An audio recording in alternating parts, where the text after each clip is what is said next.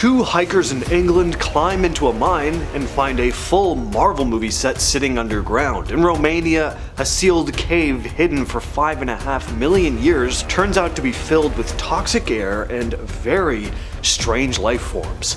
And deep beneath Earth's surface, scientists discover a hidden ocean trapped inside rock. These are bizarre things discovered miles below the Earth's surface. So I am so jealous of these next two people. Just last year, two friends exploring an old tunnel system in England made a pretty wild discovery: an abandoned Marvel movie set hidden nearly 1,000 feet underground. They were deep inside an old lead mine when they suddenly came across a full set from the Fantastic Four movie. And I didn't say which one. I'm assuming it's the new one, but it could have been the one from way back in the early 2000s. I don't know, but there was a full-sized American school bus, a stage, there were lighting rigs, and an elevator car just sitting there in the middle of the tunnel. They said they'd noticed the entrance while hiking. The mine once had huge concrete blocks over the entrance, but I was hiking and noticed they'd been removed, one of them explained. We were walking along with our torches and we suddenly found this area all built up and an old American bus just sitting there, they continued. They also found a lighting setup still on scaffolding and a map showing where all the lights were supposed to go. There was other gear lying around as well: machines, pipes for air, and a small cabin with a microwave and a kettle.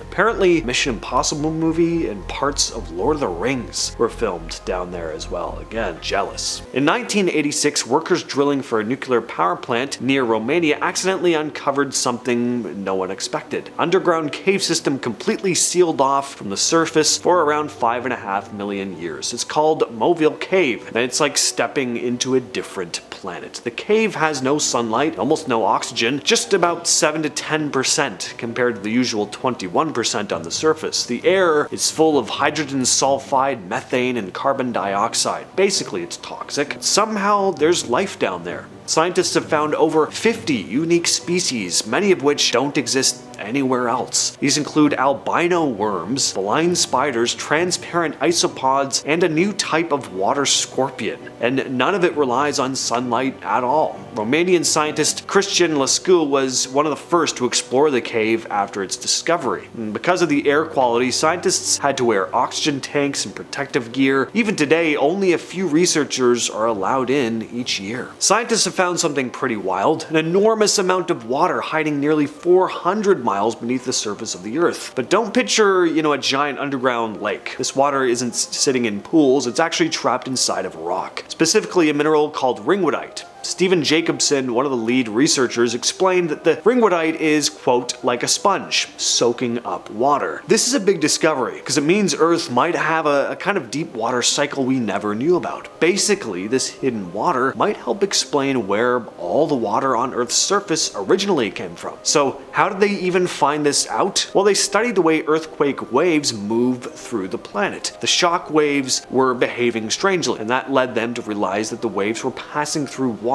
trapped deep inside the mantle. And even if just 1% of this rock contains water, it could equal up to 3 times the amount of water in all the oceans on Earth. Next up, we have alien goo. So deep inside the Frasassi caves in Italy, scientists found these long, stringy blobs of living slime clinging to the cave walls. They're calling it alien bio-goo, and honestly, that is not an exaggeration. These gooey tendrils are made up of colonies of microbes that thrive in complete darkness with no sunlight and barely any oxygen. Instead of getting energy from the sun like plants do, these organisms survive by feeding on sulfur and other chemicals dripping through the cave. Researchers couldn't believe how strange and active the goo was, constantly growing and shifting. One scientist described it as, quote, walking into a nightmare version of cotton candy. This goo, as creepy as it is though, isn't just creepy. It's also incredibly important for studying how life might exist in extreme environments, including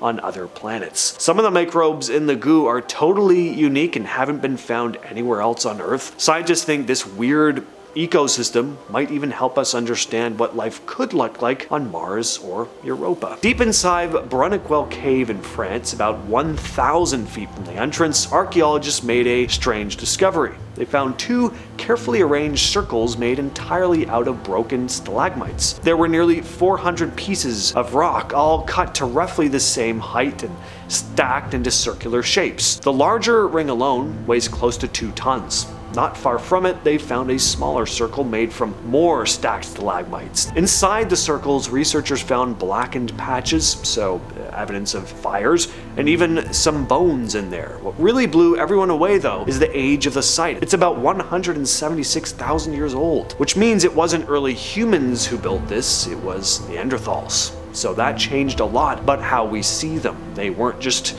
brute survivalists. They could think, they could plan, maybe even perform rituals. As the researchers put it, these formations showed Neanderthals had a more complex society than we previously thought. Back in 2011, scientists discovered a tiny worm living way deeper underground than anything like it had ever been found before. It's called Halicephalobus Mephisto. Mephisto as in Mephistopheles, the demon, because this thing was pulled from rock nearly 2.2 miles beneath the surface in South African gold mines. One of the scientists, Tullus Onstad, said, "It scared the life out of me when I first saw them moving. They look like black little swirly things." The worm lives in total darkness, under insane pressure and in groundwater that's between 3,000 and 12,000 years old. The water it lives in has almost no oxygen, less than 1% of what's in ocean water, but that's fine for this worm apparently. It reproduces asexually, feeds on bacteria, and can handle temperatures up to 37 degrees Celsius or 98.6 degrees Fahrenheit, which would kill most other worms. It's officially the deepest living multicellular organism ever found. The team believes it originally came from the surface and was slowly pushed deep underground by rainwater